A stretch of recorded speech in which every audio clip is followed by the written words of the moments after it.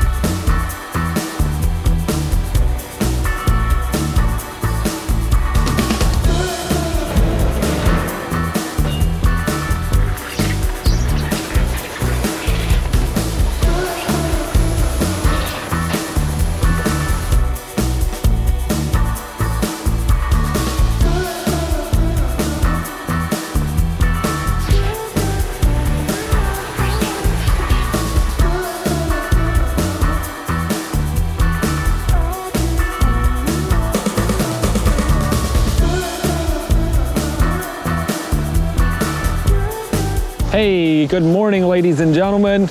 We've had rain the last few days, but we're slogging through it. We put in some landscape boulders here. Also, these I was hoping to kind of provide some seating areas, and most of these boulders will lend themselves nicely to be sat on. And this area we're gonna do in some Black Hills flagstone. That's what we're gonna be doing today. The water feature is up and running. Check this thing out. I love it, came out very nicely. Pretty partial to that middle section right there. Just really like how that turned out. And one of the things you'll notice is there's not a lot of extra rock. Now, I wanna put some more in the dirt in the landscape, but each of the boulders that is placed here is needed. They're nice and level, they're not leaning over, they're not sideways. The tops are level. And that helps give it a layered look. If you want to build a water feature that looks this style, I don't know if you remember how wide the previous excavation was, but like I said, they don't have enough water flow to have water in all of that area, so it would have been a massive rock slide. And it's hard, even if you excavate the way we showed you, layer by layer, working your way from the bottom up to the top, building as you go. If you have rock that's like a thin sheet rock, it's going to be very difficult to build something that looks like this. Now, having said that, you don't need to have big boulders. You can replicate this style of building with boulders that you can carry by hand, but it's not gonna work if they are like flat rocks. You have to have something chunky. I build stuff that looks just like this on a much smaller scale with rocks this big in my house in a little patio bowl. So this look can be replicated on a much smaller scale. It's just hard to do if you have flat rocks. So you're gonna have to have something that's chunky, even if it's small. And then if you do that, you can build this style of water features even on a much smaller scale. Or you can build it on a much larger scale. We just completed one that had boulders that were, pushing 8 ton. So they were very big boulders. So each one, regardless of its size, I build the same way. Hopefully that makes sense. You can see the foam did its job. The water isn't running behind these rocks. It's all going over our spillways. We added some lights in. This light still needs hidden. Don't do lights like that. I just tucked that in there. I want to be able to hide my lights. I want to be able to see the light, but not where it's coming from. We got lights on each of these waterfalls up through there, and hopefully we'll do some landscape lighting around here yet, and some plants and some mulch, and the rest of this is going to come together pretty quickly.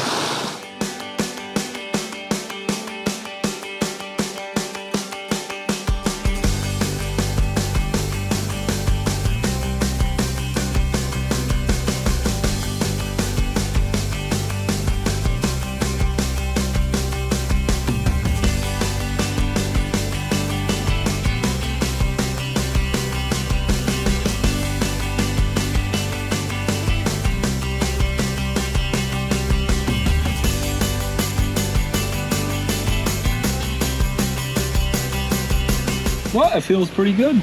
I'm just sitting here chilling. Water features running over there.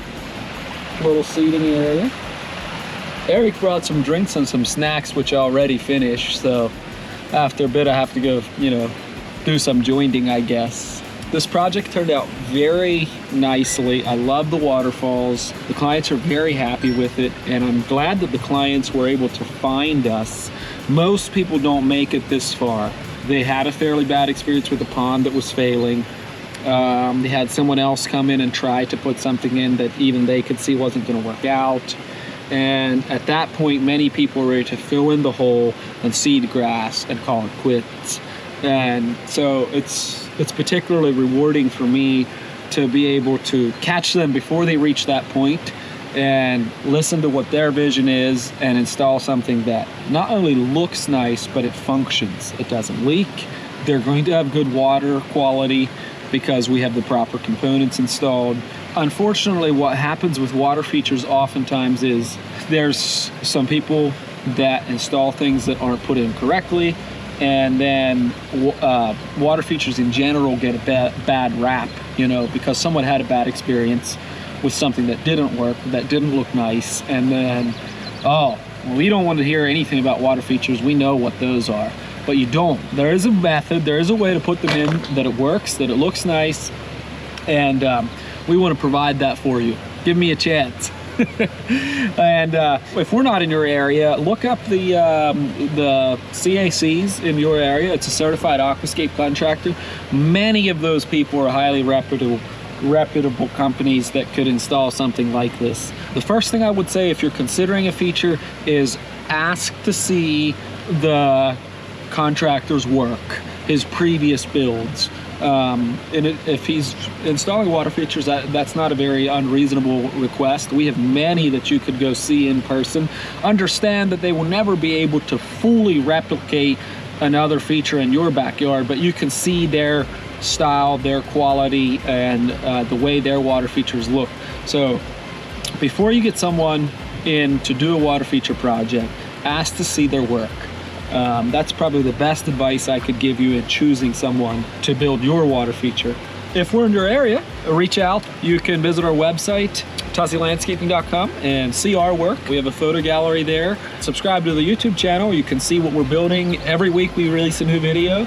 And thank you for following along, and we'll see you on the next build.